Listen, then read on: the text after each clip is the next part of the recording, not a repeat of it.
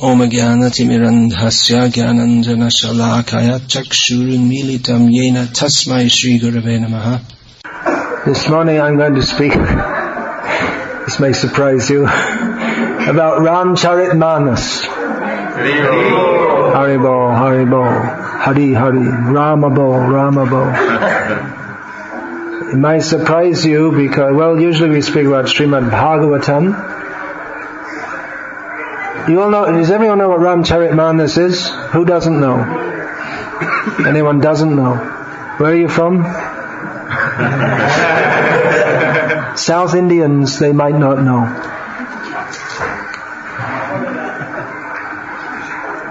Anyway, I'll tell you about that. It might surprise you that I'm speaking on it because Srila Prabhupada didn't seem to have a very high opinion of it, which we probably shouldn't say. We shouldn't go around preaching that very much, probably, because it's a sensitive point. As many of you said, Haribol, Haribol, in approval.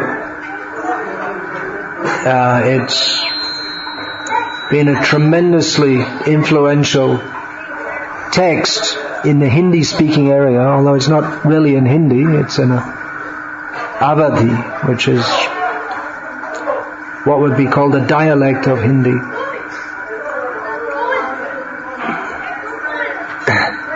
I read a book which was written by a mundane scholar about the culture of the Ramcharitmanas. I was recommended to read that book by one of my godbrothers, Mukunda Datta Prabhu. He said he himself is from America but speaks good Hindi. He recommended me to read that. He said it would be useful to read for someone preaching in North India, which preaching in Hindi means among the North India, because people who listen to religious lectures in Hindi-speaking people, they all know the Ramcharitmanas very well. It's been the major cultural influence in the Hindi-speaking area for hundreds of years. It's the story of Rama, told by Goswami Tulsidas, as he's usually known. Told in Hindi, kind of Hindi. Yeah, it's been tremendously influential. That I saw in the preface to an English edition of the Adhyatma Ramayana, which is another Sanskrit edition of the Ramayana. The real Ramayana is Valmiki Ramayana. Or that's accepted as the original source. And there's Kamba Ramayana in Tamil, and this Kriti Vasan is made in Bengali, although it's, from my experience of Bengal, it's not very well known in Bengali. There's an edition in Telugu. Who made that in Telugu? No one knows. So there are various regional editions. In Oriya there's some edition. But the original edition, or the edition that Srila Prabhupada and what we may call the Orthodox Sampradayas, Vaishnava Sampradayas, they give credence to, is Valmiki Ramayana. Although Madhvacharya says that there's another Mool Ramayana, which Valmiki's edition is based on. Anyway, there's the edition in Hindi which has been tremendous. Yeah, in the Adhyatma Ramayana, in a translation of that, a 19th century translation, I saw in the preface, the author was writing about the influence of the Ramayana, which in the Hindi-speaking area, it's generally called Ramayana. The Ramcharitmanas, when they say Ramayana, they mean Ramcharitmanas. That TV Ramayana, which came out in, when was that? Early 1980s? That was called Ramayana, but the script was based on the Ramcharitmanas, which is more or less the same as Valmiki Ramayana, but there are differences also. So in this preface to Adhyatma Ramayana, the author wrote that there's hardly anyone in the whole of North India who doesn't practically know it all off by heart, because they've heard it so many times. And even though most of the people at that time were illiterate, hardly 3% of the people were literate, according to the census, some census made by the British in the 19th century. In the United Provinces, which later became more or less Uttar Pradesh, UP became UP. Then it was like 3% literacy, but everyone knew. And in ordinary speech, like the Proverbs, people would quote from Ramayana, because they just heard. It was the daily religious activity of most people, was to hear the recitation. When you hear it enough, then you get to know it. Right? And this study, which was made by this mundane scholar, was done in the 1980s in Varanasi, which is a major center of manas, as it's called for short, recitation. It's said that Tulsidas wrote the manasa there in Varanasi. So he recalled, this scholar said that there are several, during 1 month, or a month or so in particular, there are various dramas of Ram Leela which go on throughout the city. And there's in one place, there's the Ram Bharat Milap, where Ram and Bharat meet again after so many years. And for this 4-minute scene, the whole drama takes place in 4 minutes of Ram meeting. Ram's at one side with Lakshman, and Bharat's at the other side with Shatrugna, and Ram walks and then slowly runs, and they embrace, and that's it. It's finished. 4 minutes, it's all over. 5 lakhs people turn out for this. Even though the city's population at that time was barely 10 lakhs. And even though nothing's ever on time in India, and especially in Varanasi, they've prided themselves on being not too busy. Times have changed. But that had to be done exactly at the muhurta, exactly to time. So that just gives some idea of the popularity and the influence of this Ramcharitmanas. Now Prabhupada, he didn't seem to have that much of an opinion of it. He wrote that, I haven't seen that anyone has come to the spiritual platform by reading that. I'll get round and discuss this in the course of time. And when Jayapataka Maharaj wrote to, you can find in the letters book, someone could put some oil on that door, if you guys be a good idea, wouldn't it? It's going to be opened and closed again and again.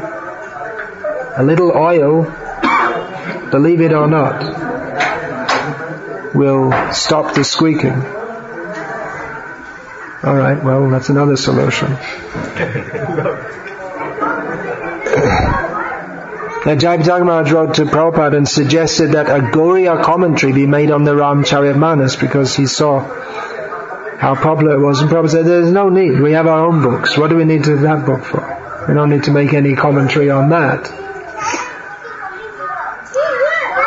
Srila Prabhupada sometimes quoted, rarely. There's one famous or infamous line from Ramcharitmanas that Prabhupada, I think once we have a record of him quoted. I don't remember it exactly. It's something like Dhol Chandan Shudra Nari Sab Ke Shashan Adhikari, something like that. Means that a drum, Chandan, Shudras and women are all fit for beating, something like that. Although if the word used is Shashan, it is, anyway, I'm not going to discuss that. That's controversial point. There was another time Prabhupada in America, he was asked to speak, and from Ramcharitmanas it seems, and he quoted some beautiful Sanskrit verse and describing the form of Lord Ram.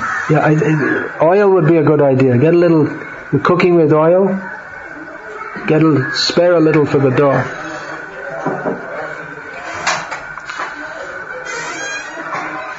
And Prabhupada said at that time that Tulsidas, he has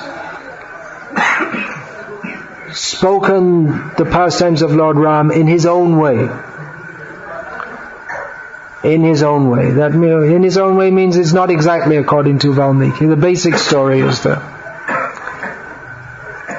Tulsidas himself in the Ramcharitmanas. I haven't read the Ramcharitmanas in Hindi or in English, but just what I picked up from this book. He at the beginning wrote that, well, I heard this as a child. Well, he gave the parampara that he said that first of all Shiva spoke this to Parvati, who then spoke this. The next in line was a crow, Bhushundi Kaka, who is Parvati saw that this is a great devotee. And then the crow spoke to Garuda, who spoke to Yajnavalkya, to Bharadvaj. And then Tulsidas said, I heard this in my childhood from my guru. I didn't take it very seriously, but I heard it a few times, and then later I understood the importance, and I've written it in my own words as best I can. So he claims it to have originated from Shiva. So undoubtedly it's an inspired work. It's given an idea of Rama Bhakti to literally millions of people for generations, and been very strong in influencing people toward bhakti. Exactly what kind of bhakti, I'll talk about that a little later. But it's been to have the idea to sit down and write something so extensive about Lord Rama. Definitely there's some inspiration coming. I mean, there are so many poets, even in Sanskrit, who write pretty much mundane stuff. Kalidas, writing about Shakuntala.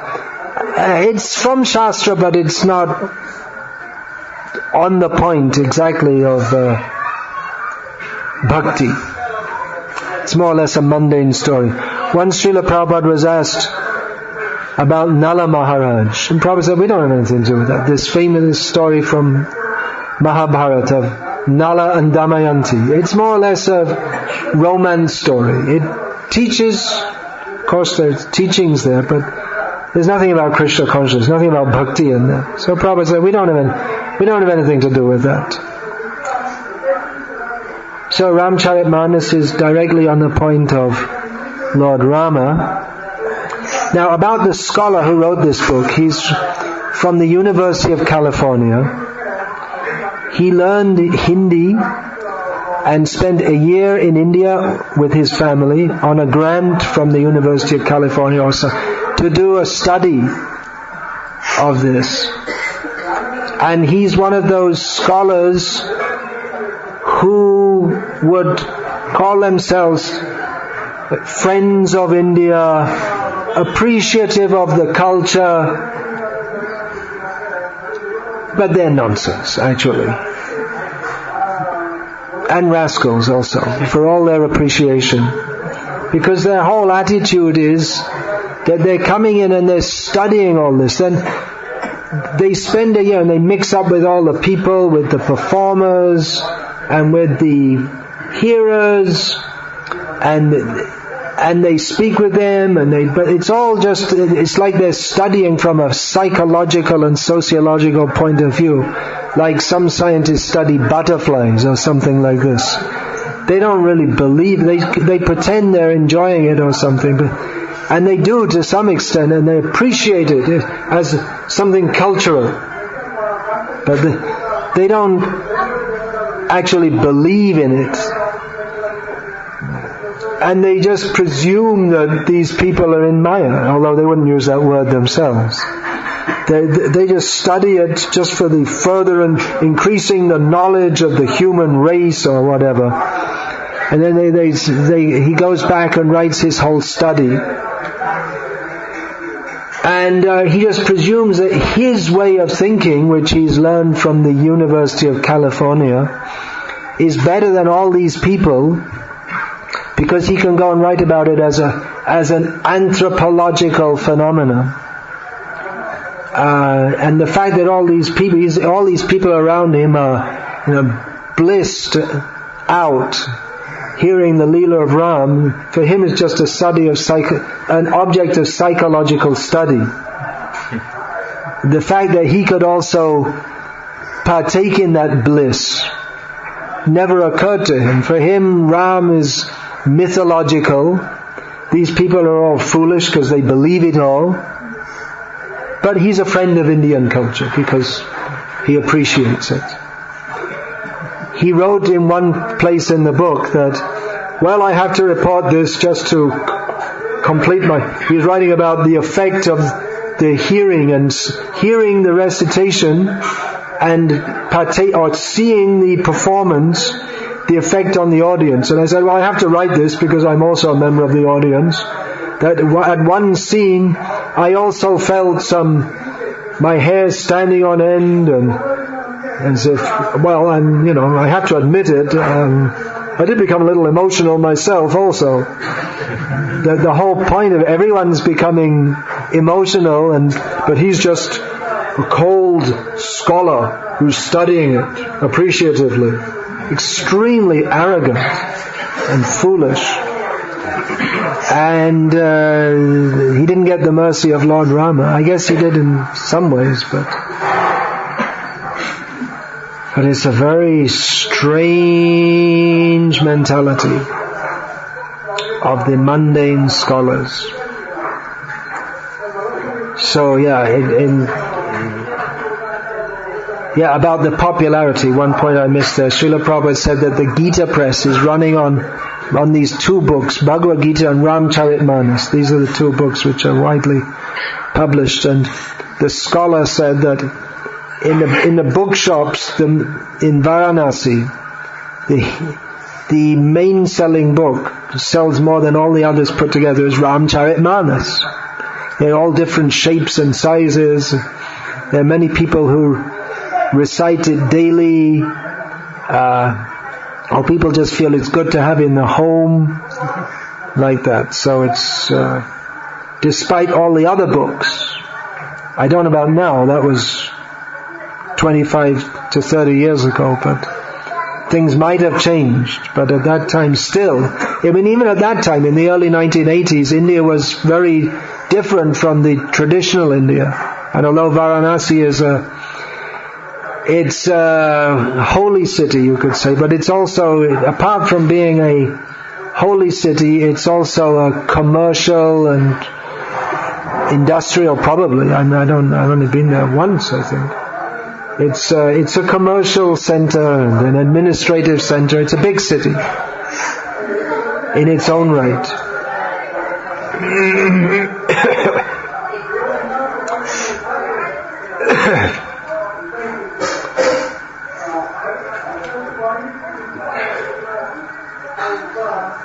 He writes in that book about the speakers. They're mostly Brahmanas who speak, who are what you could call professional reciters. And a few of them are very famous and well known, and there are many smaller ones, and there are others who just do it themselves for their own pleasure, you could say. There are all kinds of groups, from the big famous speakers to the people who just get together for their own pleasure and recite the Ramcharitmanas, and the father will bring his son, and then in the next generation, the son, when he's grown up, will bring his own son, and for generations they go to the weekly meeting where they'll all sit and recite the Ramcharitmanas. And in the dramas, the people who play the roles, that would also go down, family by family. So Hanuman, his son becomes Hanuman. They have a whole family tradition of Hanumans like this. And reciters are mostly Brahmanas, and people expect them to be proper, that all the time they'll wear desi clothes. They won't dress in pants or anything like that. And they won't eat in restaurants, or they should be somewhat paka. If you're going to be a reciter of Ramcharitmanas, you should be paka. Not that just when you come on to the seat that you're dressed like a Brahmin, but all the time you should be, and you should observe all the different rules. Shouldn't be very materialistic, all this, like that. There's one anecdote he recited, that on the local trains going into Delhi, there were some Brahmanas playing cards, and someone admonished them, why are you playing cards? You're Brahmanas. You should be reciting scripture. And they took it seriously. And they started to, among themselves, on the commuters coming in every day for work, they started to recite the manas among themselves. And other people thought, this is, it's better than playing cards. And they came and listened. And so then daily, what happened after some time, they had to have loudspeakers to all the different carriages, because people want to listen to it, and not just from that, from all different directions, all the local trains, there are people reciting as they're coming in. You see in Bombay also, if you go on the suburban trains, so you can't see because it's so packed, but you can hear in the morning people coming in from Maharashtra, they're doing kirtan in the trains. There's a daily kirtan in the trains. So, in this way, India's culture is going on. I don't know how long, but the demons are working hard to destroy it, but still it's going on. Somehow or other.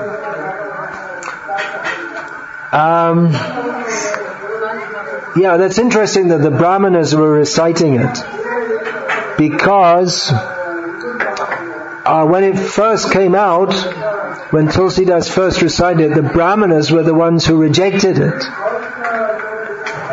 because they said that, it should Sanskrit, only in Sanskrit. We can't have ordinary people in this ordinary mlecha bhasha. Mlecha bhasha means languages other than Sanskrit, including Hindi.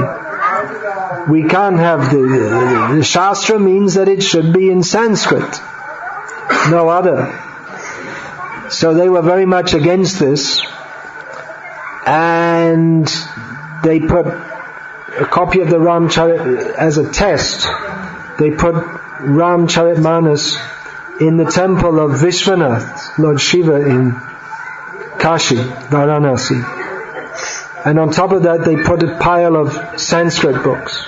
In the morning they came back, this is the story how it goes, and the manas was on top with Lord Shiva, I guess, must have written it, Satyam Shivam Sundaram, written on top, that's Sanskrit. So that got the imprimatur of Lord Shiva. He said it's okay. So they accepted it more or less. And nowadays the idea is that, only Brahmanas should recite it, because only they should recite scriptures, although others do also. So times are changing, and there was a time when they said any religious speech should only be in Sanskrit, and then gradually, Hindi, but the Hindi should be Shuddha Hindi, with all Sanskrit words, not this mixed up with Urdu and English. Now the speeches are going on in English, and some people say that no, only Hindi. But before it used to be only Sanskrit. So you can see the times are changing. But anyway, the point is to convey the message in whatever language. Sanskrit certainly has, there are certain manners of expression in Sanskrit that are not possible to convey properly in English, and they're better conveyed in Indian vernaculars, which imply a lot of Sanskrit, and in English it's more difficult. Okay, now for some stories. Why is Ramcharitmanas so popular? It's all stories. Everyone likes stories. That's why in Kali Yuga, Mahabharata is recommended. Because Stri, Shudra, Dvijabandhunam, Traina Veda Gochara, the women, Shudras, Kalo Shudra Sambhavaha, in Kali Yuga, everyone's born a Shudra. And the fallen members of the higher caste, they're not fit for studying the Vedas. Therefore, that's one reason given for Vyasadeva compiled Mahabharata, to have the message of the Vedas in stories. So, some story. I'm going to tell some stories, not from Ramcharitmanas, but from the book that I read, which are embellishments to the. Embellishments means alankara to the original story. You're allowed to diverge and tell a few other things. And I'll also embellish a bit. Then I'll discuss about the stories a little bit afterwards, because I'm not so much of a stories for stories' sake type.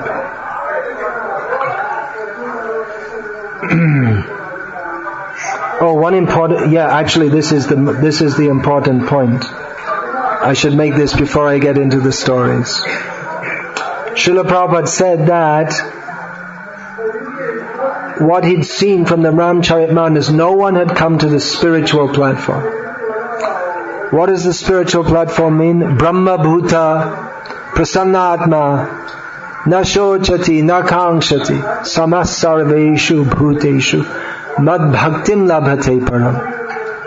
Brahma Bhuta, the position of situation in transcendence. One becomes the Atma, the very being becomes blissful. Na shochati, na kangshati. One is free from material lamentation and desire. One becomes equal to all and attains the highest level of bhakti for Krishna, which includes, of course, Rama Bhakti, Vishnu Bhakti, Narayana Bhakti. Now, in Ramcharitmanas, actually one devotee who's from a Brahmin from Varanasi, who's an ISKCON devotee. He's the head pujari in ISKCON Baroda. He told me that the Ramanandis, or the devotees of Lord Rama in the Sampradaya coming from Ramananda, the followers of, I guess you could say directly or indirectly, all the votaries of Ramcharit. No, that's not true. But anyway, they're all followers of Ramcharitmanas. He said there are so many sadhus, Ramanandi sadhu. They're devotees of Lord Rama. And they're real sadhus in the sense that they give up the world, they're austere, they're fully devoted to spiritual culture. Of course, there are different levels of sadhus, as we see within any spiritual organization. Within ISKCON, some are more sadhus and some are less. Some might be dressed as sadhus but more materialistic, and so there are different levels. But we see mostly Ramanandis, they leave home and they're quite strict in their practices, and they're sadhus. Anyway, you know what sadhus are, I hope. So, this devotee, Seva Vilas Prabhu, told me, he said that the Ramanandis, they're very much attached to Ram Katha, Ram Nam, Ram Bhagavan. But if you speak with them about philosophy, tattva, then they'll all say that Ram is a manifestation of the impersonal Brahma.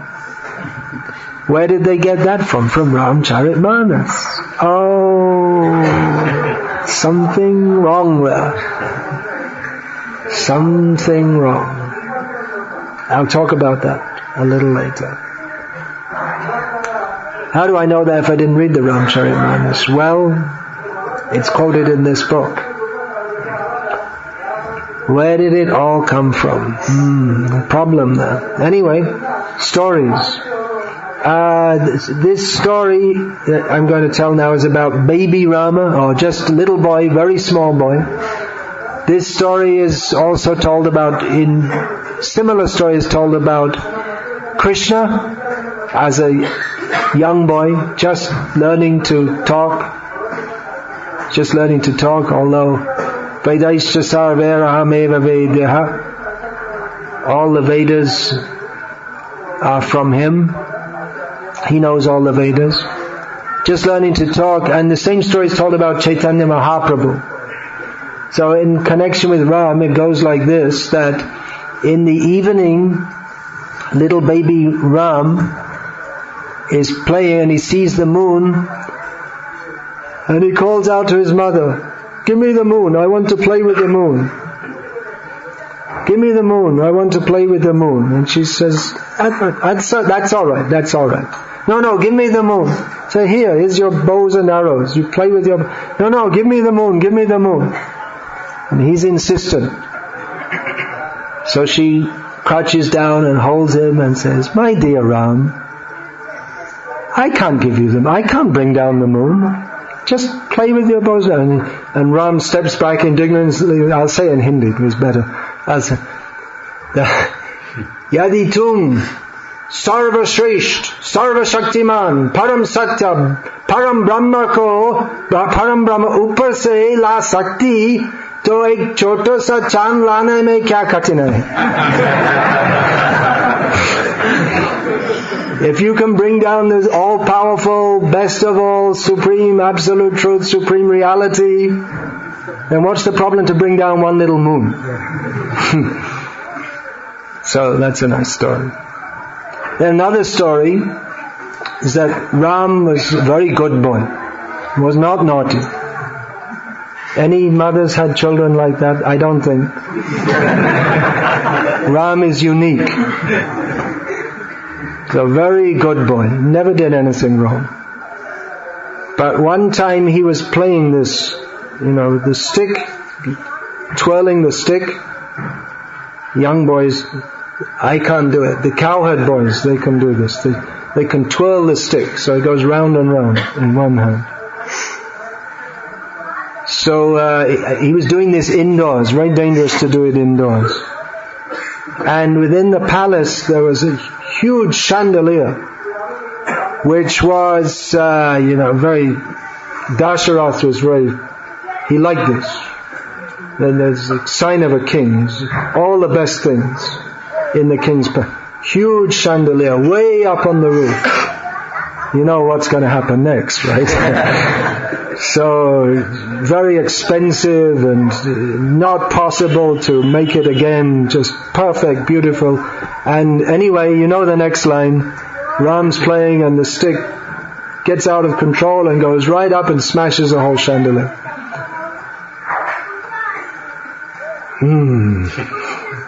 So anyway, in the meantime, one of the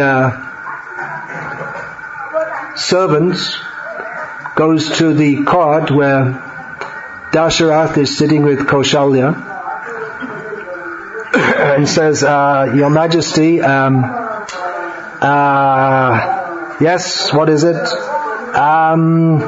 Yes, tell me, what is it? The chandelier, yes, tell me, the chandelier, the famous, yes, tell me, it's smashed to pieces." And Dasharath said, "Who did it? Who did it?" And the servant said, "Well, You see, actually, there was a little boy and he was playing with this stick, and the stick went and it broke. Which boy? Who was it? And he said, actually it was Rama. And Kaushalya was, oh no.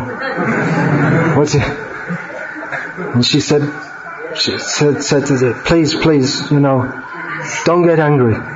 Please, don't get angry. You love Ram. Dasharatha stood up. He said, sound the trumpets! Hold a festival! My boy Ram, at least once in his life, he should do something naughty. So it's a nice story. There's a little problem with that, is that chandeliers, we don't find any description of them in the Vedic literature. So there might be a problem. Maybe, I don't know, you're some big pundits. I don't think. It seems to be more of a European thing. So it might be a made-up story. That's a problem. I'll get back to that later also. Okay, now a more up-to-date story of Prayagdas. This is from the 19th century. Village boy who he was just in a village boy, and other boys in the village, that festival where the elder sister, they feed the brothers with sweets. He didn't have any elder sister, so the other boys in the village were taunting him. See, you don't have any elder sister to feed you sweets. So he was feeling glum. And then his mother said, well, actually you do have an elder sister. Her name is Janaki, but she was married and left home before you were born. Because, that happens. The girl's 12, 13 years old and they're married and they're gone before. That happened with Ram also, right? Before he was born, his sister was married and gone off. What was her name? Anyone know? Shanta, that's right. Shanta. She was married to Rishi Shringa.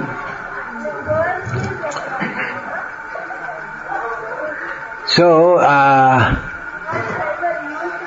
he said, well, where is she? Oh, she lives in Ayodhya now. So he went off. Where's the way to Ayodhya? I have to find my sister.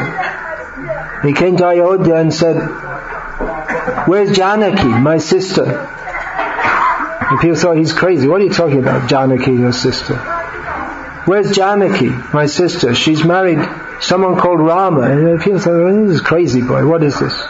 So he was wandering around the streets, and at night, and disappointed, he lay down under a tree to sleep. And in the temple, Rama, he said to Janaki, hey, your brother come, let's go. We better go and see him. So then this Prayagdas was lying under the tree asleep, and then he heard all this sound, and he woke up and saw there's this big retinue with all well-dressed people, and there's a palanquin. And someone comes away and says, are you Prayagdas? Say, yeah, I'm Prayagdas. So, well, your sister Janaki came to see you. She's the queen here, and she's in the palanquin. And Prayagdas said, he wasn't very impressed. He said, my sister came to see me? Well, where I come from, if the sister didn't see her brother from a long time, she falls down at his feet and bathes them in tears. So Raman's sitting in the palanquin with Janaki and says, you better go. So she jumps down and bathes him in tears like this, falls down at his feet. Then another time, Prayagdas was listening to the story of the Ram Leela, and he heard that Ram and Janaki, they have to go to the forest, and with no shoes and no bed. And he immediately ran out from the recitation and went to a carpenter's shop and went to a cobbler and said, make me 2 beds. And the cobbler makes some shoes, make them good and make them fast. And then he got them made, and then he put them on his head. He said, okay, he asked you, tell me, where's Chitrakoot? I have to go there to deliver things. So for him it was real. And that's the whole point, that people, they feel it as real, that Ram is real, Ram Leela is real.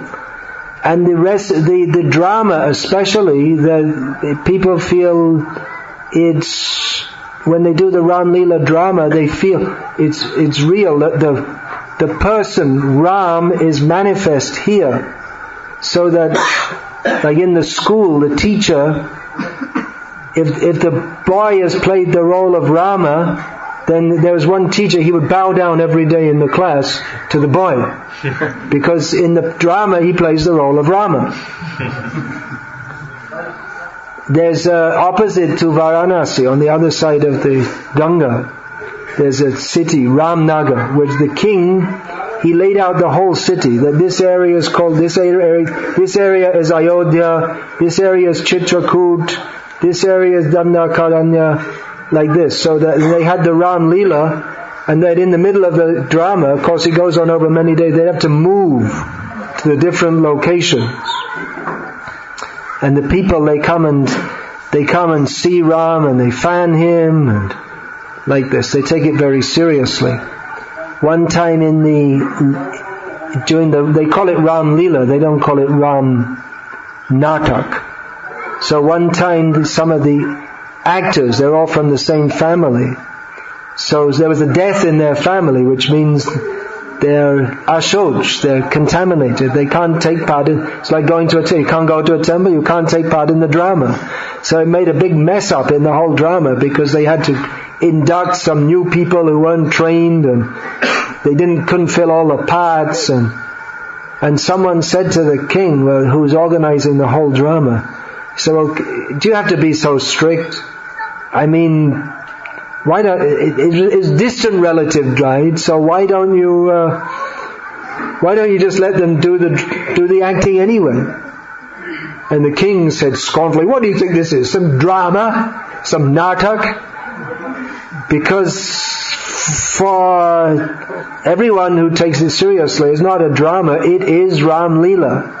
And you take part in it, and it's like you're there. It's not that you're watching a drama, but this is Rama, this is Kaushalya, we're there, everyone's there with Rama. That's the feeling, to bring that mood there, or that feeling. So is this not bhakti? Is it not bhakti? Is there not a feeling there? Prabhupada said no one came to the spiritual platform.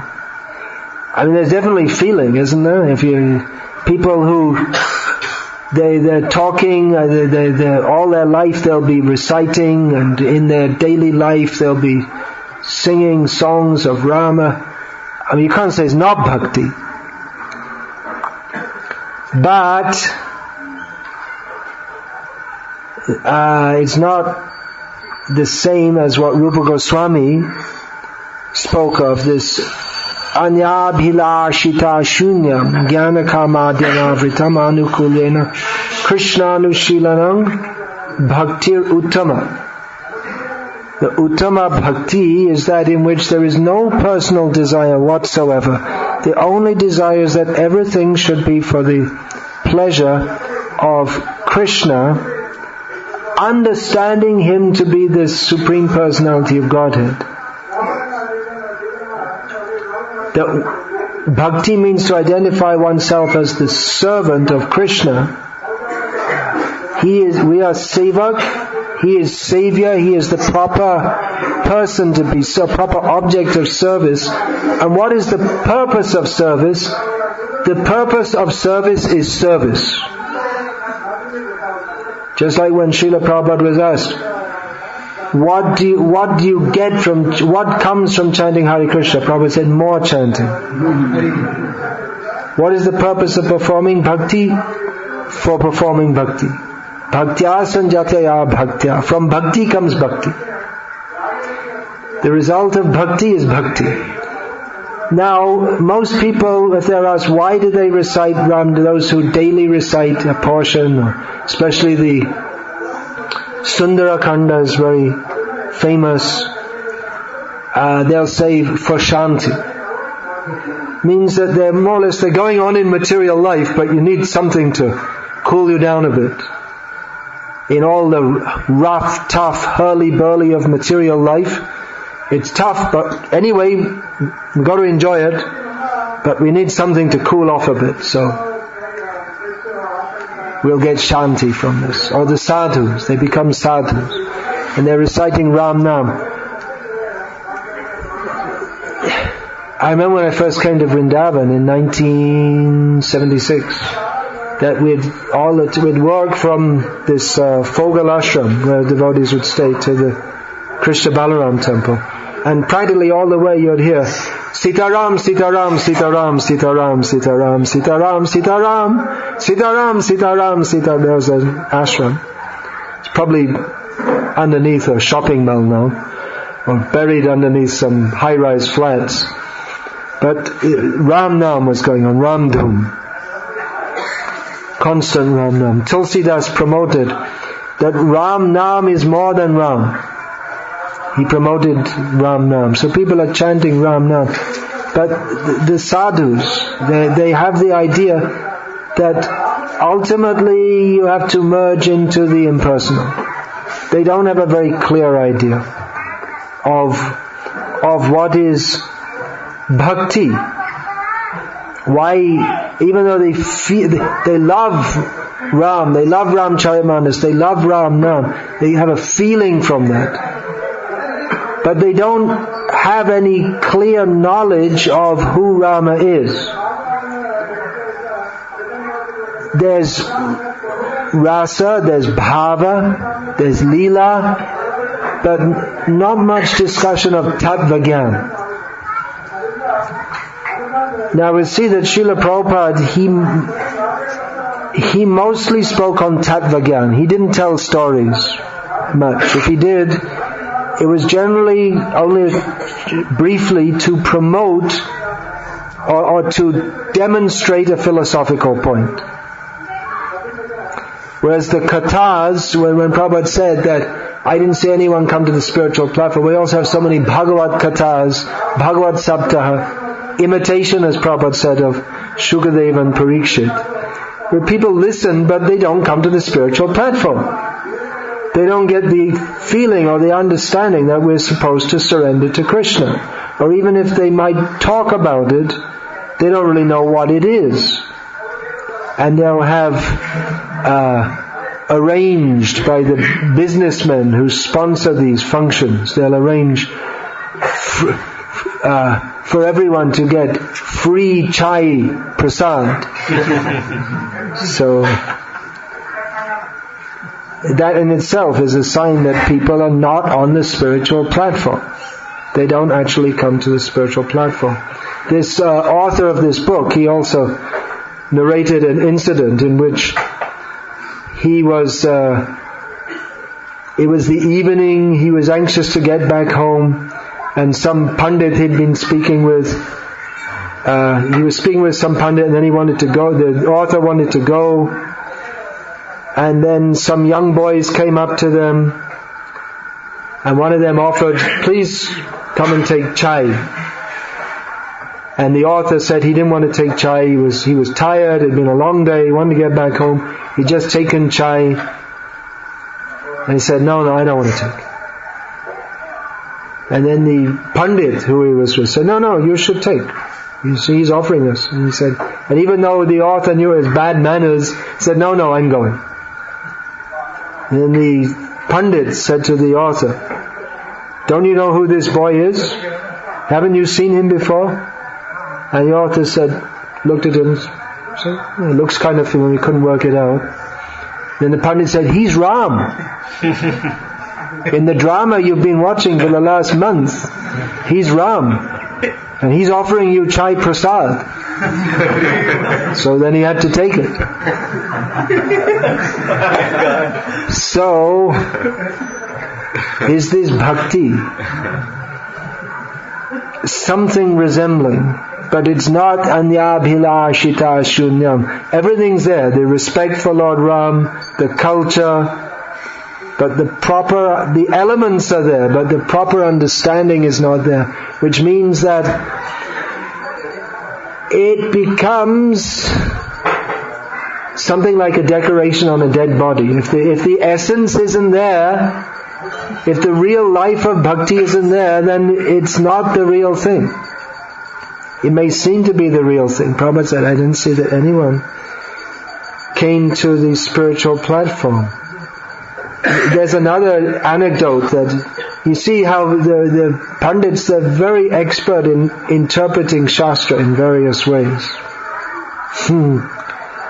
How they'll go to these prestigious functions where rich businessmen will arrange some recitation of Ramcharitmanas and bring together all the top Pandits, and they'll all go there. The Pandits will go dressed very nicely with nicely ironed khadi, white cloth, maybe some gold buttons, I don't know, that wasn't mentioned. That's the businessmen, they'll have that's for sure.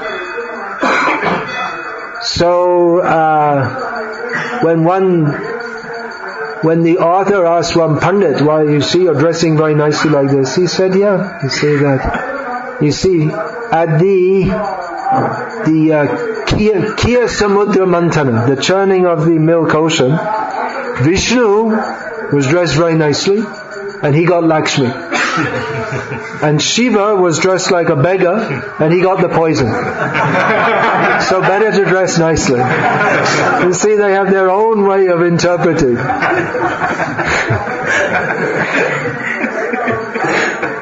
Very clever. Very clever interpretations.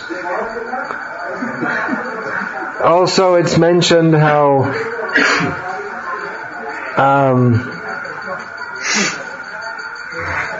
people, while the Ram Leela is going on, at that time it was considered quite acceptable for government employees to finish their work at midday, and then they could go over the Ganga to the Ramnagar, because it takes some time to go there. Of course, most government employees don't usually come till midday, so they'd leave at midday, and then they'd go over the Ganga. It'd take quite some time, and then they'd pass Sool on the other side, because it's better to pass on that side rather than in Varanasi, which is a holy place. See, they're being very religious. They'd wash their cloth. Then they'd take a little bhang. Not very much, because it makes you too sleepy, because they want to see the Ram Leela. It's all part of the ritual. Taking bhang, this, for those who don't know Hindi, that's cannabis, that's considered quite religious. That's okay, because Lord Shiva, they say, he takes it. So if he takes it, well, I guess we can take it too. So it's not in the line of Rupa Goswami.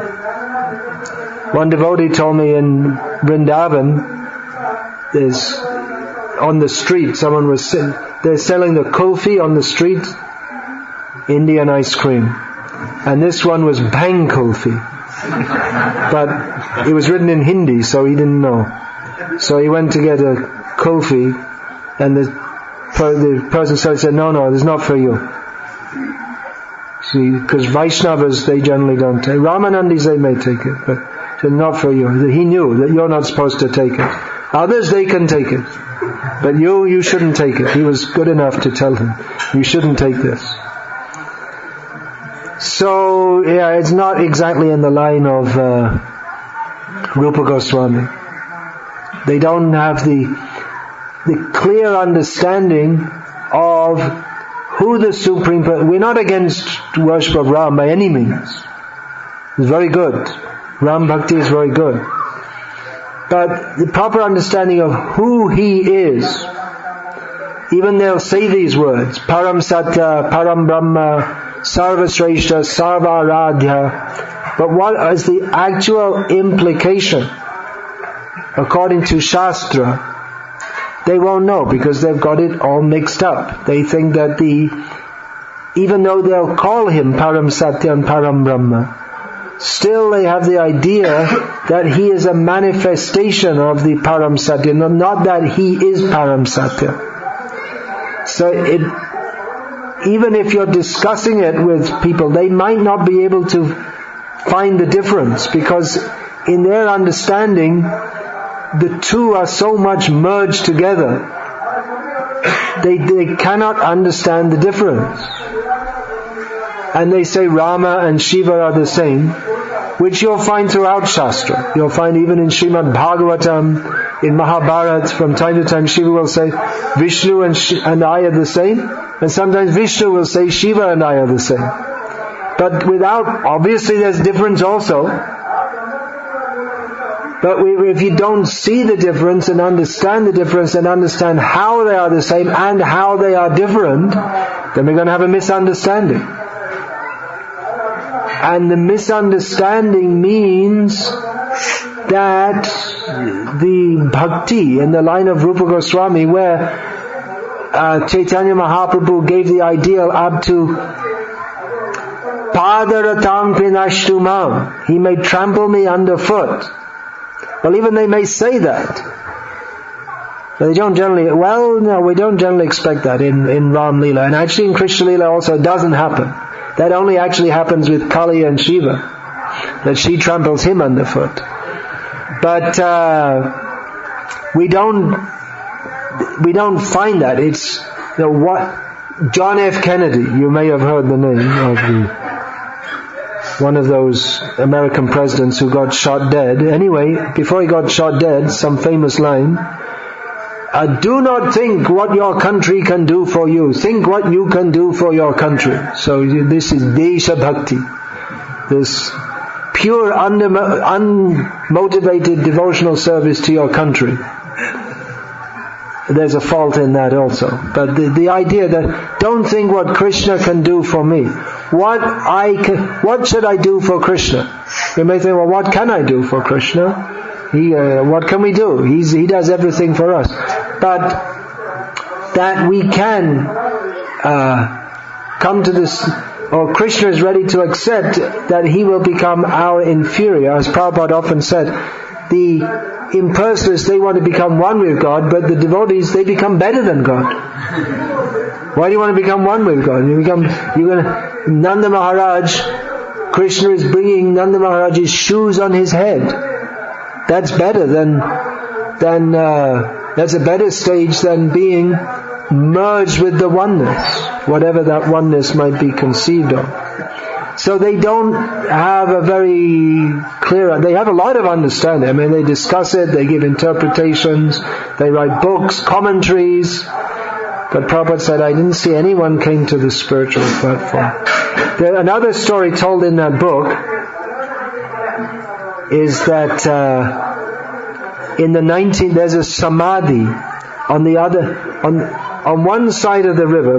Varanasi is where the Varuna river and Asi river join at the Ganga. So one of the rivers there is Varuna. And on one side of the river for several generations, there's been a Ram Leela enacted. It means at a certain time of year. On the other side of the river, there's a samadhi for the actor in the drama who was Hanuman.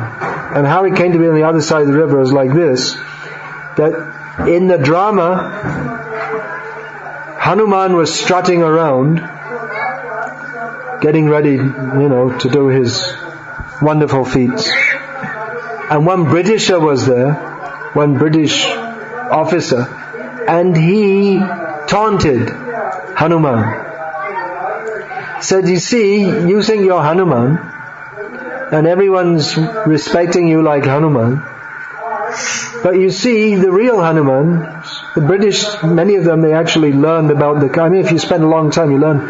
It would be difficult not to live in North India, especially at that time, and not know who Hanuman is.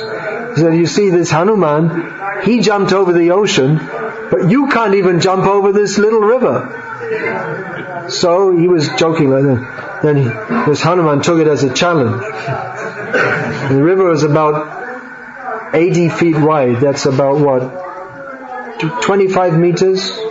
Which is a small river in India. It's bigger than the River Thames, probably. So he took it as a challenge.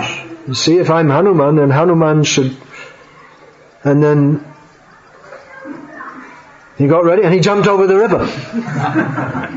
And when he landed, he died. And his samadhi's on the other side. That's how his samadhi came together. And his sons, in disciplic succession, they're still taking the part of Hanuman. I don't think any of them try to jump. But before starting the drama, they'll do puja. Now, why did he die? The different explanations are given. It wasn't from exertion, because by human exertion, no one can jump that far. Right? No one can jump over an 80, 90 foot river. So it wasn't from the exertion. He must have been inspired by Hanuman to do that. Now, the two versions are given. One version is that, before he jumped, Hanuman told him not to look back, but he looked back, so he died when he landed. And the other version is when he landed, he thought, I did it! And because of that pride, he died. So I wasn't very satisfied with either of these explanations. In our line, we'd give a devotional explanation. Neither of these are devotional explanations. It may be that he was feeling so much the spirit of Hanuman that he thought that now there's no use in me going back to material life, so let me just leave the world now and go to serve Hanuman.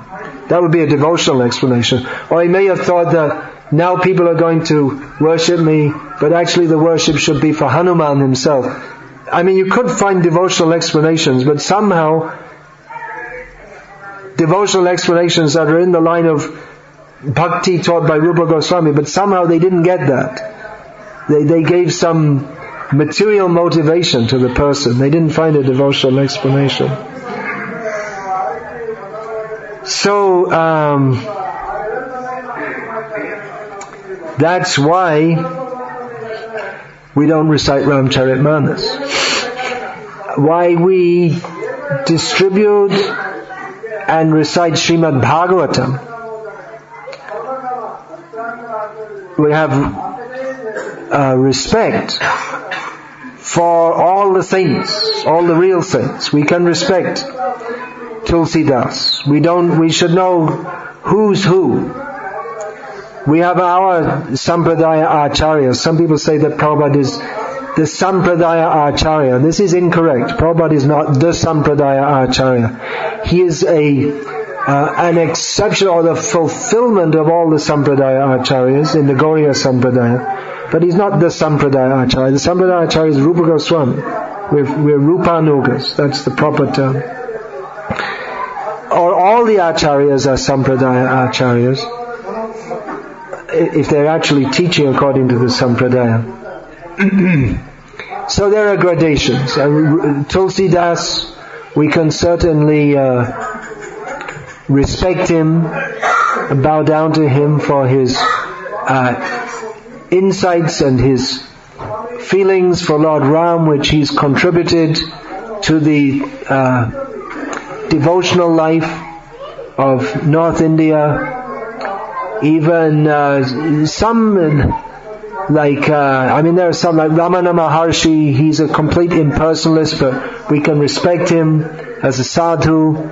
The Shankaracharyas of Puri, Dwarka, actually Dwarka and Badrinath are joined together now.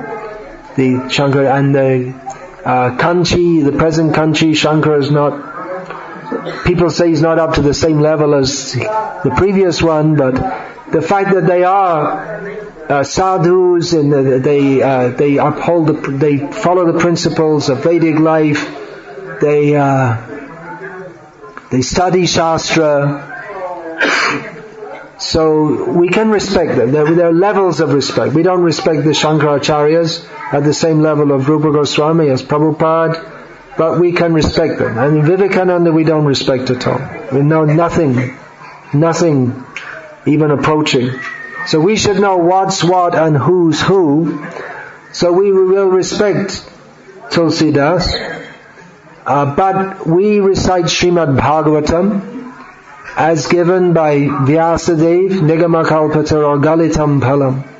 Shukamakad Amritam Dravya Samyutam. Vyasadev gave it to Shukadev. He got it back from Shukadev, gave it to us, and that's been given in Parampara. Chaitanya Mahaprabhu revealed the Srimad Bhagavatam, which wasn't really known in its fullness. All the Gauriya Acharyas, they commented on that. Other Sampradaya Acharyas also commented. And Prabhupada gave us the Srimad Bhagavatam, which Srila Prabhupada said that by reading my books one gets in touch with all the Acharyas. So we distribute Srimad Bhagavatam, whatever bhav or bhakti, this tradition which has been going on throughout India in various traditions and sampradayas. Some are pure sampradayas, some are somewhat mixed. Whatever's been going on, the essence of all of that, Srila Prabhupada has given us in his books. I consider it my great fortune by Srila Prabhupada's mercy, I've spent most of this life. My life began in 1975, and then in 1977 I came to India to stay. I'd visited in 1976, so most of this life I've spent in this land, and I've met many sadhus, and I've visited many holy places, and I've had the opportunity to have some acquaintance with the great culture of Vedic culture, of which Bhakti is definitely the life. And this acquaintance and visiting holy place, seeing holy people, becoming acquainted, not just through books but first hand with this culture, has increased my appreciation for what Srila Prabhupada has given us, and that Srila Prabhupada really did give us the essence, which even many people who are in many ways great devotees of Krishna and Rama, they may not be so fortunate as we are to have Krishna Bhakti given in its completely pure form, without any touches of impersonalism or personal desires. The really real thing Srila Prabhupada has given us, and it's that pure devotional service without any personal desire that is the meaning of bhakti, the life of this International Society for Krishna Consciousness. We can appreciate that more by actually everything we see and everything we study should increase our appreciation for Krishna, for Prabhupada's books, as we realize, we see that without that everything is useless, empty, meaningless. That much that there is bhakti, pure bhakti, that much that it's present, there's meaning. Otherwise everything is empty, meaningless. Bhagavad bhakti hinasya jati shastra japastapa apranasya dehasya mandanam lokaranjanam. That however religious one may be, or born in a high family, or whatever it may be, unless there's the real life of Bhagavad Bhakti, then it's just like the decoration on a dead body. So this we learned from Prabhupada. We didn't, those of us coming from the Western countries, we didn't convert from Christianity to Hinduism, as some people think. We didn't convert from one materialistic religion to another materialistic religion. It's not that we stopped praying to Jesus for daily bread and all this kind of thing, and instead started praying to Krishna for daily bread. Or Ganesh. But rather Prabhupada taught us the process by which, if we follow, we can come to the level of feeding Krishna his daily bread. Or as Prabhupada once said, my only desire is to go to Golok Vrindavan and steal Krishna's lunchbox. Prabhupada's plotting. You get a few cowherd boys together and make a plot how to steal Krishna's lunchbox. So this is what Prabhupada introduced us to. I was asked to speak about Prabhupada's books as the marathon is going on. Actually the marathon, for those who are full-time book distributors who do it every day, all day, throughout the year, the marathon, it's always the marathon. So if you like, you can go on. You don't have to stop. Book distributions, the distribution of Srila Prabhupada's books is not something that's meant for December. Or maybe with a little extension into January. You can go on. And on. And on. And if you distribute these books throughout your life, as Prabhupada said, one devotee asked Srila Prabhupada, Srila Prabhupada, we're out distributing your books and we meet so many materialistic people. And by meeting so many materialistic people, how are we going to remember Krishna at the time of death? Prabhupada said that if you go on distributing these books throughout your life, then at the time of death, Chaitanya Mahaprabhu will personally come and take you back to Godhead.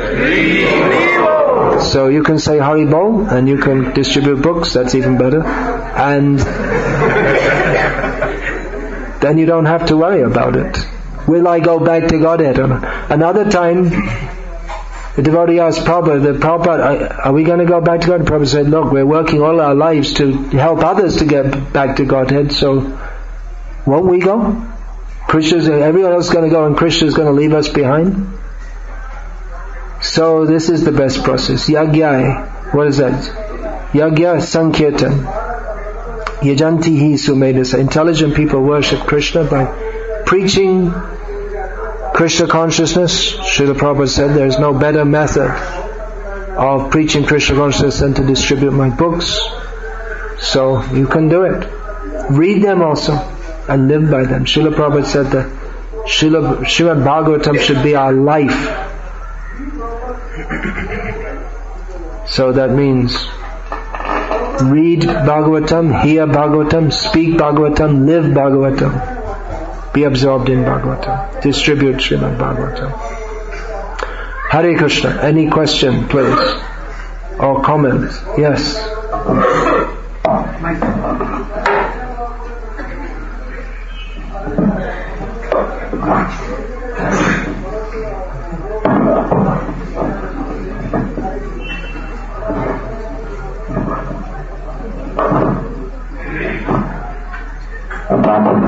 Prabhupada quoted Jiva Goswami, Nishatsundar was saying that if it is not according to Vedanta, it's sentiment, not bhakti. So they don't know the tattva. That's basically what you were just saying. It's not according to Vedanta. Even Krishna and Gita says according to Brahma Sutras. It has to be according to Vedanta, or it just becomes sentimentality. Yeah. Religion without philosophy is sentiment. What you just totally described. Sentimentality. Yeah, now you have to pass the mic all the way up to the front again.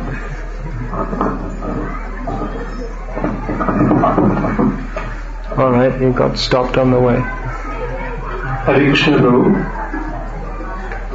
Hare Krishna Maharaj.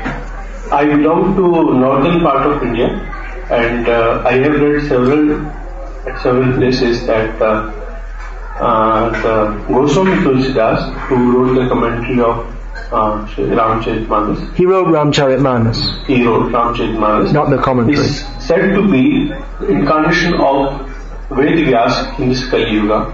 Yeah, that's said about him. He's just with the... Yeah, go on. So, but as because we see that Ramcharitmanas is not the proper explanation or commentary, whatever you can say, on Ramayana or the life of Lord Sri Ramchandra, then he cannot be the incarnation of Ved Vyasa. So, is there any incarnation of Ved Vyasa in this Kali Yuga, or there is not? Or if it is, then who is this incarnation of Ved? Well, Vyas is said to be he's said to be Vyas, come again. And actually in North India also, any speaker who speaks is said to, sometimes they call him the Vyas, isn't it? In the Bhagavat Kathas also, you'll see the posters. In Govardhan, there's always like a dozen posters. They'll say Vyas. Sometimes, instead of saying Bhakta or Pravakta or speaker, they'll write Vyas. Because anyone who speaks the message of Vyas, just like the actor Hanuman becomes identified as Hanuman. So, and you're sitting on the Vyasa-san, so you're supposed to represent Vyas and be as good as Vyas, or in that sense be non-different from Vyas. So, by Avish or absorption, I guess, the personality, one becomes, it's as if it should be, if one is actually representing Vyasa, the personality of Vyas enters that person and he becomes as if Vyas. So he's said to be, I mean, of course some people represent more than others. You can say, how much do they manifest? Vyas. So definitely Tulsidas, he manifested the personality of Vyas through Ramcharitmanas to literally millions of people. But from Vyas, he gave the Vedas, and Vedas Nigamakalpa Taru. It's a desire tree. So different people get different things. So what Tulsidas got from Vyas and what he represented to others is not the same as what Rupa Goswami got. Vyasa gives everything, and Vedas gives everything. Veda means knowledge, there are all kinds of knowledge. Different people get different things. Different people read Shastra, they read Bhagavad Gita, and some find that, well, you should just do your work in this world. Do work like an ass. This Tilak, Bal Gangadhar Tilak has given his commentary. Karma, you just do, and many they find jnana, you should become absorbed in the oneness. And devotees, they find Krishna. And some people even find Krishna with a flute in Vrindavan, in Bhagavad Gita. So Vyas gave everything, and a large part of Vyasa's message, actually, as Krishna says in Bhagavad Gita, is concerned with the material, or at least superficially. Yamimang pushpitam vacham pravadanti avipaschitaha. It seems that the message of the Vedas is worldly enjoyment, but those who think like that, Krishna says, they don't really know what they're talking about. So there's Tulsidas is a special person, there's no doubt. I mean, it's not that everyone can just sit down and write something on that level, and that's been so influential. There's a story, one of those stories you hear, that at the time there was so much opposition to Tulsidas, because it was thought that he was being against the Vedas by composing this. And some people came to attack his residence to kill him at night, but they couldn't get close because it was guarded by one big strong Kshatriya with his bows and his younger brother. So Ram and Lakshman, these stories are told. So he may represent Vyasa in a certain way. And you see, there are different perspectives. It's just like Prabhupada said that in India everyone's a devotee. He also said everyone's a Mayavadi. So you can't be a devotee and a Mayavadi, but or sometimes Prabhupada said that all my disciples are pure devotees. And you think, well, it doesn't look like that, but inasmuch as one is strictly following and trying to be a devotee, that can also be called a pure devotee. That's also bhakti. But then really bhakti means to fully surrender to Krishna. So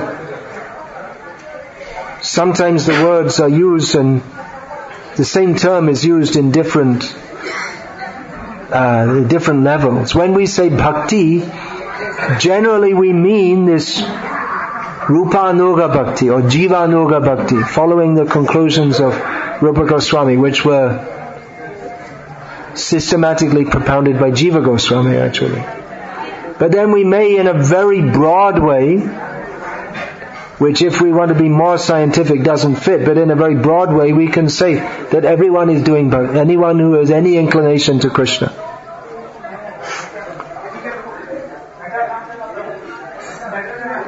So like that, we respect people in one sense, but in another sense it's not our line, or not just that it's not just our line, but we understand that it's not fully to the point. It's not fully properly in line. So both things are there. Yeah, you have the mic? Did you get over there?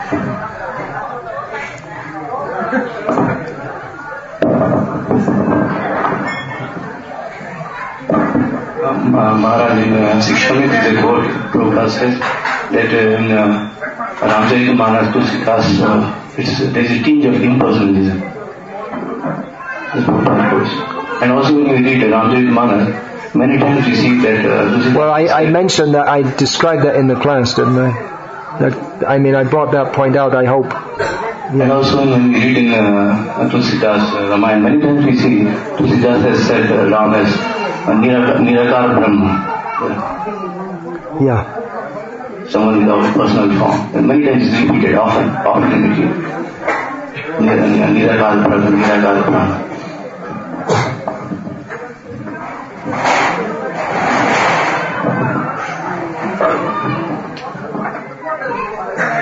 Maharaj, there are some propagators of Ramayana and the chanting of the holy name of Rama in Maharashtra and those areas. They are mostly claiming to be followers of Dattatreya, but they are having impersonal conception, but they widely propagate the chanting of Lord's name. You have any idea of that? You can share. Do I have any idea? You want me to comment on that? Yes, I wanted to know about that much. Yeah, well, their chanting is not going to lead to pure love of Krishna, because they don't know what pure love of Krishna or Ram is, nor do they aspire for that. So that's why we have to have a pure chanting of the holy name. For that it is necessary to have a proper understanding of the name, Nam and Nami. What is the name? Who is the named? What is our relationship? So Mayavadis, their chanting is offensive. This is also discussed, that they may show symptoms of bhakti. That's all discussed in Bhakti Rasamrita Sindhu. There's Rati Abhas. the reflection, or it seems like real attachment, but it's not the real thing. Pratibimba Rati Abhyas or Chaya Rati Abhyas, the two divisions. Yeah, and then? Yeah, alright, pass the mic there. Speak into the mic. Maharaj, I want to ask ask it, you don't have to say I want to ask, just ask it. Yeah. Can you pinpoint the defects in Ramcharitmanas? No, I don't, why? So we can... I never read it, so how can I pinpoint all the defects? Well, you don't have to go over it, just read Srimad Bhagavatam and Bhagavad Gita, that's all. I read this book, I didn't read Ramcharitmanas. I read this book because my godbrother, whose opinion I respect, suggested that I read it. He said it'd be useful for someone who's preaching in the North India, in the Hindi-speaking area. Of course, I'm mostly in Gujarat, but the most famous, I think he's the most famous Ramcharitmanas reciter in the modern day is Gujarati, that Murari Bapu. So it's popular there also. It's not that we have to analyze everything in the world. That's not possible also. But we should understand. Yeah, one thing is, I don't recommend everyone to go and start reading Ramcharitmanas now. Read Srimad Bhagavatam. If you want, I have a Sankshipt Ramayana here, taken from Valmiki's. That's also nice. I mean, in the Gauriya culture, people know. In Vaishnav culture, even devotees of Krishna, they know all about Ram Leela. Just like we find in Srimad Bhagavatam in 9th canto, in the 9th canto there's Shukadev Goswami says, I'll now recite about Ramchandra Bhagavan, but you already know this. You've already heard it many times. Because everyone in Vedic culture, even though Parikshit was a devotee of Krishna, but everyone knows Ram Leela. Chaitanya Mahaprabhu, on the Ram Vijay Dashami day, he would enact Ram Leela. So everyone knows Ram Leela, inside out, upside down. The gopis in Vrindavan, they're also accusing Krishna. See, we know about you. You're not only in this life, but life after life, you're a woman hater. You see this, when you were Rama, you told your brother to cut off the nose of this Shurpanaka. She didn't do anything bad. She approached the Kshatriyas, nothing wrong. And unnecessarily you disfigured her. You see, so you're a bad character. Life after the gopis, they also knew about Ram Leela. Everyone knows Ram Leela. But we can take it from Valmiki better. There's no need to study Ramcharitmanas. Yeah. Hare Krishna Prabhuji, Maharaj. I have read Ramcharitmanas earlier, and now I am reading Bhagavad Gita also. What I understood, that Ramcharitmanas helps us to come from ignorance mode to passionate mode, and then to bring us on the goodness mode, not to spirituality. It only helps us to bring up to the goodness level. It would. If people hadn't been reading that, if that culture hadn't been there, and people were instead doing tantra and Kali worship, their cultural level would have been lower. That's for sure. Or if they'd all become Muslims, which is quite possible, if the culture of Ram Bhakti according to Ramcharitmanas hadn't been there. So the whole Vedic culture, it is valuable. It helps to keep people above the lowest level, or even if they are on a very low level, like Tantra and worshipping Kali and this and that, still, Tantra is not Vedic, but it's pseudo-Vedic, you could say. It helps to keep people, or just like if we introduce Ram, chanting of the Hare Krishna mantra, people, they have at least some concept of it. The most difficult place I ever attempted to preach Krishna consciousness in was Thailand. And people might say, well, yeah, Thailand, there's a lot of material enjoyment. People from India go there to enjoy themselves. As if you can't indulge your senses. I mean, everything for indulging the tongue, belly and genitals is here in India also. But it's a famous one devotee who is into astrology who was there. He told me that this place, Thailand, is ruled by Venus. It's all for sense enjoyment. I know if you would say that, but that wasn't really the main problem, because there's plenty of sense enjoyment in America also compared to India. But the real problem was the Buddhism.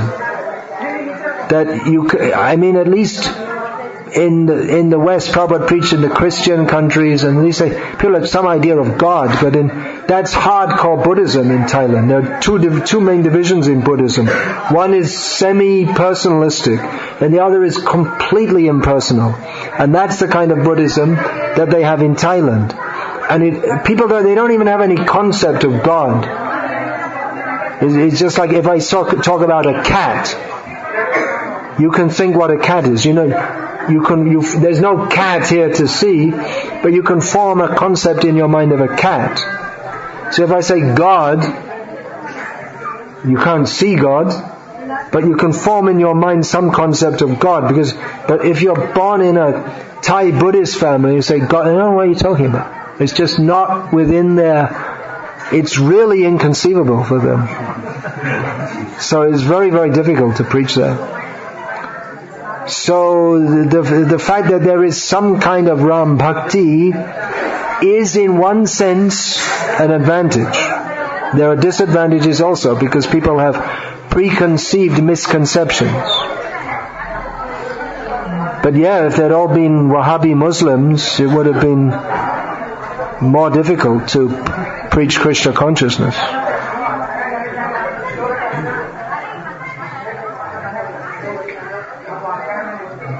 Yeah, anything else? Yeah.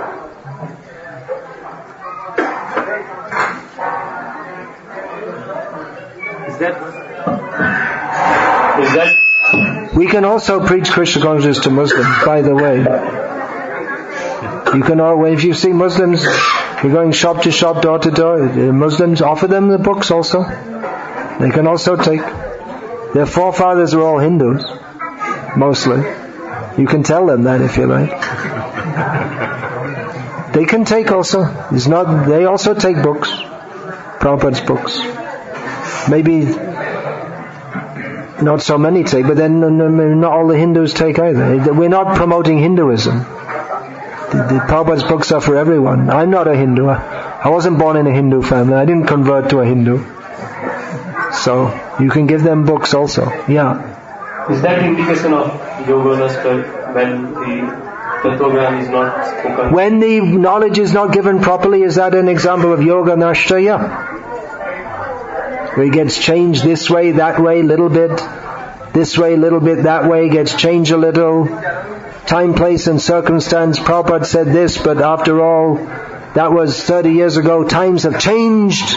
The world has changed dramatically in the last 35 years, and all of Prabhupada's teachings are now out of date except the ones that we like. So we'll just readjust it all. This is how everything gets spoiled.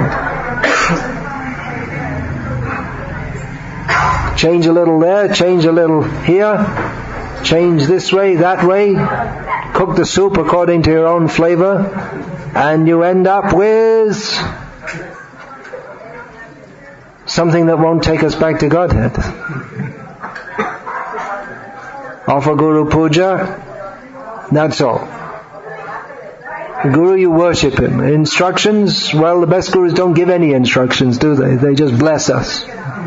They're only for blessing. Bless, bless, bless, bless. People ask me for blessings. I ask them, are you eating kami foods? You go to the movies? Do you do monga? If they say yes, then no blessings. No blessings. You don't. What should I give blessing? I'm not going to bless your materialistic imitation of Krishna consciousness. You be serious. Then you ask for some blessings. Ask for blessing, but blessing. Just like it's some very cheap thing. Want blessings? You should do something serious. Not just, I'll take some blessings and then I don't have to I can go on with my materialistic imitation of Krishna consciousness and Swamiji blessed me, and then so I don't have to do anything. Prabhupada's instructions are there. It's heavy. Krishna's instructions are heavy. Mamekam sharana sarvadhaman parityaja. It's a heavy thing. You're going to be a devotee, well, got to surrender to Krishna. But everything gets watered down because it's nicer to hear the nice stories and feel nice than actually surrender to Krishna. That's why these kathas are popular. People like the kathas. If we tell nice stories of Krishna, people like this Srimad Bhagavatam katha. But they don't. What else is in Srimad Bhagavatam? How does Shukadev Goswami, what does he begin? He's speaking with Nidraya hriyate naktam vyavasena chaivavaya devachate heya rajang kutumba bharanenava. This is how Shukadev Goswami begins his speaking. He doesn't start speaking he does later. He speaks about Krishna walking in Vrindavan, the gopis are seeing him with peacock feather in his head. But he starts off by saying that materialistic householders spend their nights sleeping and their day working hard, simply their night in sleeping and sex indulgence, and their day in working hard simply to maintain their families. This is what, there are so many verses like that, which we don't hear much nowadays because people don't like them. We should tell people what they like to hear. That wasn't Prabhupada's promise. That's why he's the Acharya. Because he spoke what people needed to hear, not what they like to hear.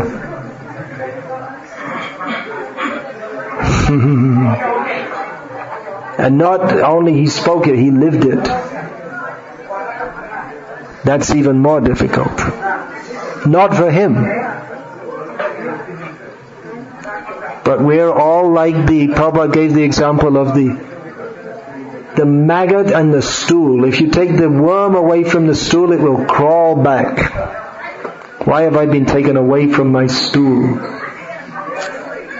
So we're all like that. We all like material life. So nice. Why should I surrender to Krishna?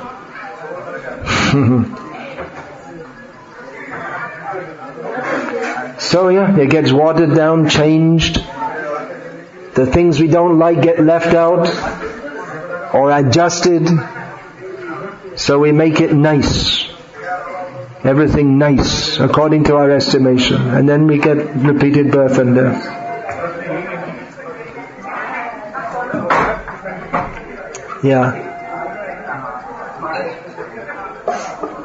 It's about the philosophical deviations of Ramcharitmanas. The compilation of Ramcharitmanas by Tulsidas, is it in terms of purpose similar to what Sripad Shankaracharya did while compiling Vivartavan? Just to bring people back to Vedas. Did he do I don't know. None of our acharyas said such a thing. That he has such an important role as Shankaracharya. I mean, Shankaracharya's role is definitely in popular culture, the Ramcharitmanas has been very influential, but Shankaracharya's influence is far more, over a much longer time scale. One reason because he wrote in Sanskrit, which is a language which stays, and it's universal. Universal means among the Pandits who teach others. Whereas Ramcharitmanas is only available in a dialect of Hindi that most Hindi speakers don't understand properly anyway. So it has its limitations. So you could say that everyone has their role to play. I mean, even in one sense you could say that even Vivekananda had some role to play. I mean, he completely messed up. Prabhupada said that Vivekananda and Ramakrishna messed up. They spoiled the Vedic culture very badly. But in America, people they got some idea that there's sadhus from India and they have something to say. He was the first sadhu from India who attracted the attention of people in America. And then after that so many others went, and Prabhupada wasn't the first Indian sadhu to go to he was the only real sadhu, the first one who went there. So, but at least there was in some quarters, some willingness to receive that. It wasn't totally strange and unusual, Prabhupada's going to the West. It was pretty strange and unusual, but it wasn't totally unknown. That there was some, at some level, some acceptance for Indian culture and Vedic culture, even though it was badly misrepresented. People, especially in Bengal, they think that everyone in America knows Ramakrishna Vivekananda. No one ever heard of him there. And even the few who have heard of him, they don't know what he taught, which is good for them. Unfortunately, they don't know Prabhupada either. That's very bad, actually. Even in India, people don't know much. They know all these bogus sadhus. They don't know about Prabhupada much. That's not good. We should promote, but it's difficult to promote Srila Prabhupada. I mean, we don't want to promote him in the way. You'll find so many sadhus, you don't know them, and all of a sudden they become prominent because someone with too much black money throws a bunch of black money at some sadhu, and then they promote themselves, and then they become a big sadhu. So you can become a big sadhu by what's called hype. You can get an advertising agency to promote you and build a big temple, but we can't really promote Prabhupada in that. I mean, we could put posters of Prabhupada all over the place, but it's difficult for people to appreciate Prabhupada because to really appreciate him, you have to appreciate his teachings. And people don't appreciate his teachings because they're in Maya. And so people can really appreciate Srila Prabhupada if they read his books and take to Krishna consciousness. But otherwise, if we just say, he went to the West, they say, well, so many sadhus go to the West nowadays, and they have more followers. People just judge in number of followers. So it is difficult in that sense to promote, because the best way we can promote it is by distributing Srila Prabhupada's books. People who read the books will have an appreciation of that, and if it's seen that the quality of his followers is clearly different to that of other people, that following the process that Prabhupada gave changes your life to such a great extent, then that will be great preaching. But we can't.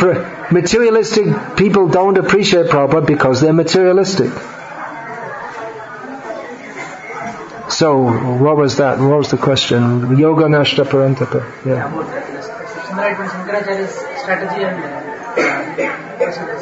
Tulsidas's strategy, I don't know if there's any such thing. How Krishna works is very subtle. Prabhupada said that the hippie movement was made by Krishna to facilitate my preaching.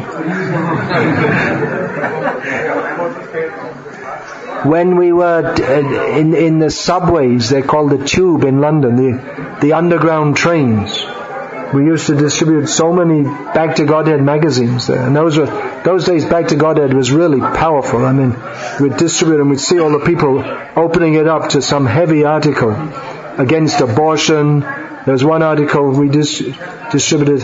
The article was called "Who is a Demon?" And it said, the first paragraph says, a demon is not someone you imagine with 3 heads and smoke coming out of their ears. It could be your next door neighbor, could be you. So that was Back to Godhead when Prabhupada was present. It was just like Prabhupada, like father, like son. So we were distributing it in the tubes in London. It was great. We used to distribute a lot, and we'd distribute, and we'd be out at the next station, and then, then we get it. So we thought that time we were discussing among ourselves that Krishna maybe he made this just to facilitate